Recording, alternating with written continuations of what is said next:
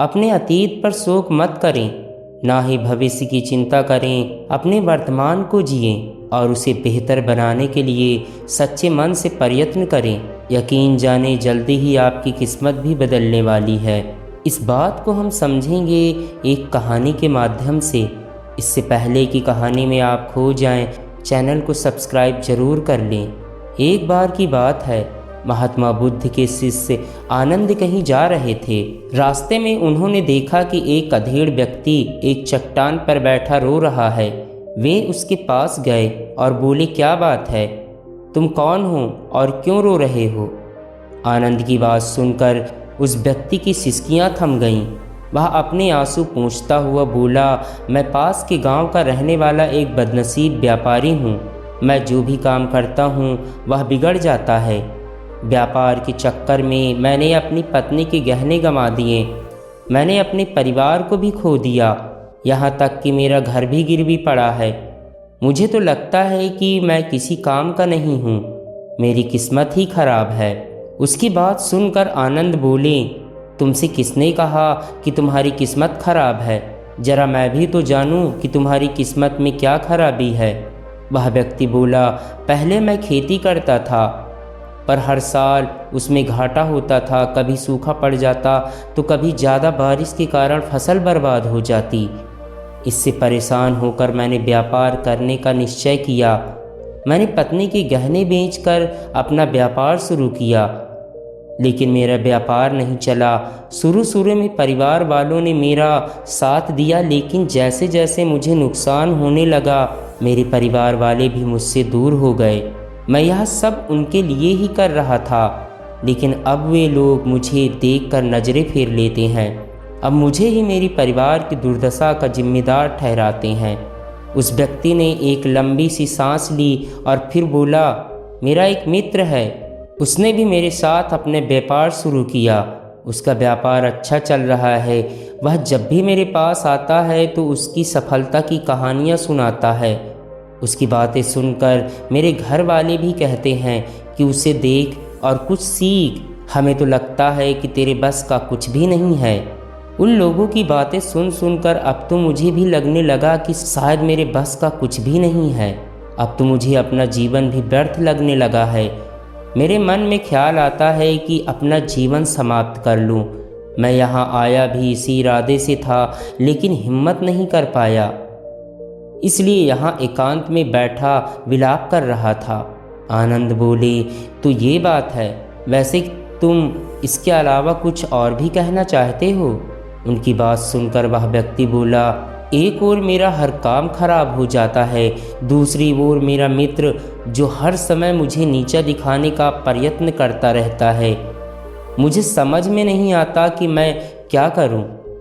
आनंद बोले, क्या तुम अपने मित्र की बात सुनकर दुखी हो जाते हो? मैं उसकी बातें सुनकर स्वयं दुखी हो जाता हूँ, उस व्यक्ति ने जवाब दिया।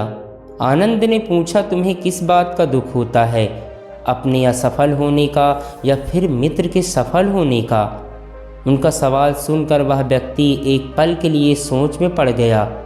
फिर वह बोला, अगर सच कहूँ तो मुझे अपने असफल होने का उतना दुख नहीं होता जितना कि मित्र के सफल होने का होता है। अर्थात यदि तुम्हारा मित्र असफल हो जाए तो तुम्हें खुशी होगी? आनंद ने प्रश्न किया। वह व्यक्ति बोला, हाँ, मुझे बहुत खुशी होगी। इसका मतलब है कि तुम्हारी खुशी तुम्हारे मित्र पर निर्भर है।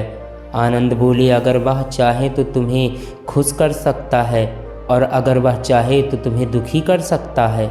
तुम स्वयं ना तो खुश हो सकते हो न दुखी हो सकते हो, अर्थात तुम अपने मित्र के गुलाम हो गए हो, इसलिए तुम्हारा कुछ नहीं हो सकता।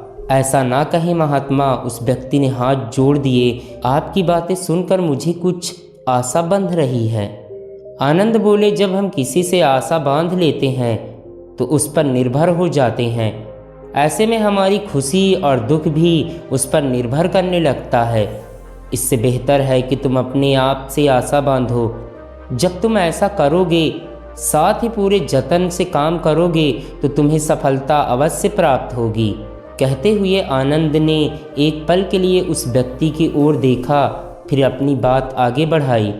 तुम्हें लगता है कि तुम्हारा मित्र तुम्हें दुखी करने आता है, पर अगर विचार करो तो वह बातें तो सच्ची ही कहता है। वह अपने संघर्ष और अनुभव की बातें बताता है। तुम उन बातों से बहुत कुछ सीख सकते हो। तुम्हें इसके लिए उसका धन्यवाद करना चाहिए कि तुम्हें घर बैठे कुछ अनुभव मिल रहे हैं। तुम उन अनुभवों का लाभ उठाओ, नई शुरुआत करो, कर्म करते जाओ, हार मत मानो। एक दिन तुम्हें सफलता अवश्य मिलेगी। आज तुम जिसे अपना बुरा वक्त या बुरी किस्मत कह रहे हो, एक दिन वह बदल जाएगी। इसी के कारण तुम्हारे विचार भी बदल जाएंगे।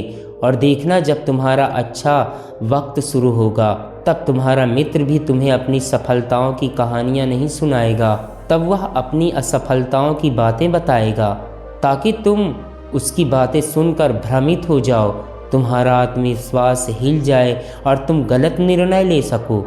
लेकिन उस समय भी तुम्हें अपनी बुद्धि का प्रयोग करना होगा। तुम्हारा मित्र जैसे आज तुम्हें दुखी करने आता है, उसी तरह उस समय भी वह तुम्हें दुखी करने आएगा।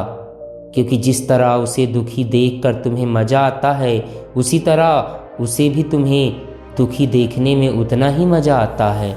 वह व्यक्ति बोला, आपने सही कहा, लेकिन मेरा सबसे बड़ा दुख यह है कि मेरे परिवार के लोग भी इसमें शामिल हैं।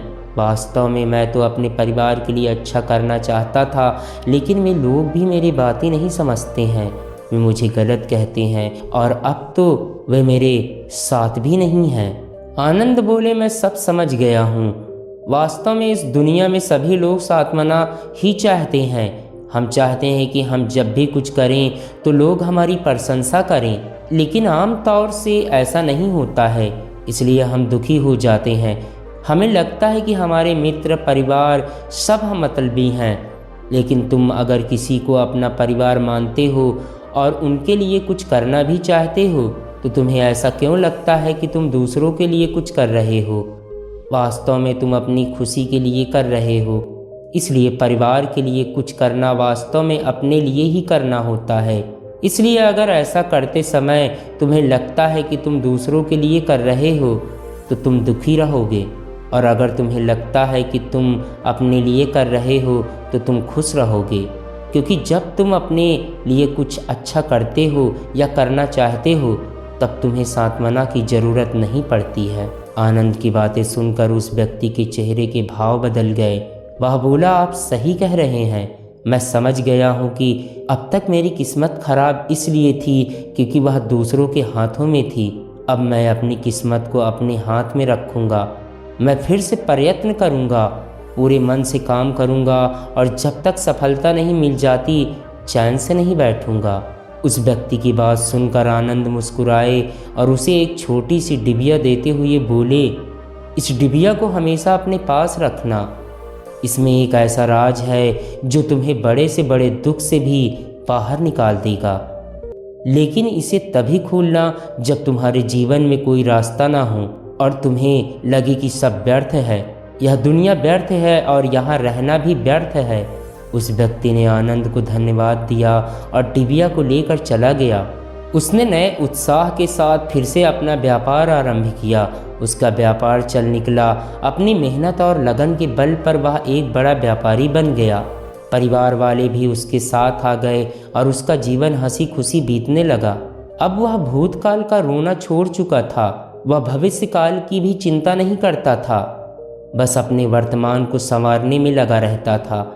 और जो कुछ भी वह करता था वह अपने लिए करता था, अपनों के लिए करता था, इसलिए वह प्रसन्न था। उसके जीवन में अब कोई दुख नहीं था। लेकिन वक्त हमेशा एक जैसा नहीं रहता, वह बदलता रहता है। उसके जीवन में भी बदलाव आया। एक दिन उसके राज्य पर पड़ोसी राजा ने चढ़ाई कर दी। उसने इस राज्य पर अपना कब्जा कर लिया। उसके सैनिकों ने चारों ओर लूटमार मचा दी।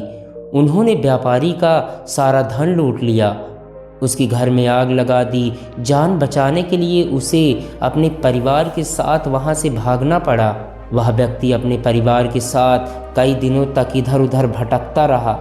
वह दाने दाने को मोहताज हो गया। उसका बच्चा बीमार हो गया। इलाज के अभाव में वह तड़पने लगा। यह देखकर उसका हृदय चीत्कार कर उठा। वह कैसे अपने बच्चे का इलाज कराए, उसके पास तो खाने के लिए भी पैसे नहीं थे। ऐसे में उसे एक बार फिर निराशा ने घेर लिया। उसे लगने लगा कि उसका जीवन व्यर्थ है, सारी दुनिया व्यर्थ है, किसी भी बात का कोई मतलब नहीं है। भले ही आप जीवन में कितना भी कुछ कर लो, कितनी भी सफलता हासिल कर लो, पर अंततः यह जीवन समाप्त ही होता है। तो फिर ऐसे में जीवित रहने का क्या फ़ायदा? इससे तो अच्छा है कि वह अपना जीवन समाप्त कर ले। लेकिन तभी उसके दिमाग में आनंद की दी हुई डिबिया कौंध उठी। उसने उत्सुकता के साथ उसे खोला। डिबिया के भीतर एक पर्ची रखी हुई थी। पर्ची पर कुछ लिखा हुआ था। उसे पढ़कर उसकी आंखों के आगे छाया निराशा का अंधेरा छट गया और वह मुस्कुरा पड़ा। पर्ची पर लिखा हुआ था, यह समय भी बीत जाएगा। उसने डिबिया को अपनी मुट्ठी में भींच लिया और एक नई शुरुआत के लिए उठ खड़ा हुआ। अगर आप भी ऐसे ही परिस्थिति से गुजर रहे हैं तो निराश ना हों, अपने अतीत पर शोक मत करें, ना ही भविष्य की चिंता करें। अपने वर्तमान को जिएं और उसे बेहतर बनाने के लिए सच्चे मन से प्रयत्न करें। यकीन जाने जल्दी ही आपकी किस्मत भी बदलने वाली है।